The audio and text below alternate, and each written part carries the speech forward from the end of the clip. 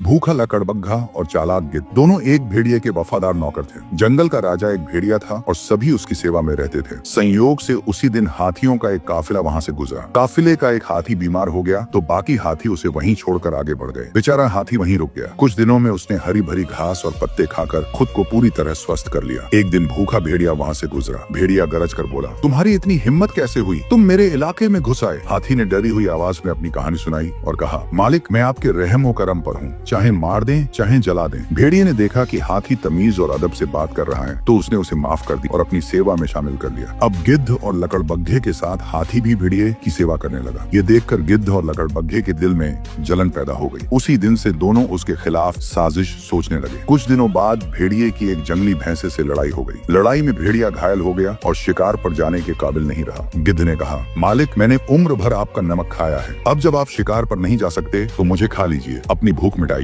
लकड़बग्घा तुरंत बोला, अरे गिद्ध, तेरा हिस्सा ही कितना है, मालिक का एक निवाला भी नहीं बनेगा, तेरे बजाय मैं अपनी जान पेश करता हूँ। गिद्ध हंसकर बोला, लकड़बग्घे, तुम भी छोटे हो, तुम्हारा मांस बीमारी में अच्छा नहीं है। देखो हाथी कितना बड़ा है, उसका मांस मालिक के लिए सबसे अच्छा रहेगा। ये सब देखकर हाथी ने सोचा, मैं भी तो मालिक का वफादार हूँ, मुझे भी अपनी वफादारी साबित करनी चाहिए। वे आगे बढ़कर बोला, मैं तैयार हूँ, मैं बड़ा जानवर हूँ और मेरा मांस बीमारों के लिए भी फायदेमंद है। अचानक लकड़बग्घा और गिद्ध बोले, वाह हाथी, वफादारी तो तुमने खूब निभाई है, अब इस बीमारी में तुम्हारा मांस ही सबसे ज्यादा फायदा देगा। बेचारा हाथी उनकी चाल देखकर हैरान रह गया। तभी दोनों उस पर टूट पड़े। कुछ ही पलों में उसका मांस नोच डाला गया और हाथी, जिसने वफादारी निभाई थी, उन्हीं के हाथों मारा गया। सीख, सादगी अच्छी होती है लेकिन अंधा भरोसा खतरनाक होता है।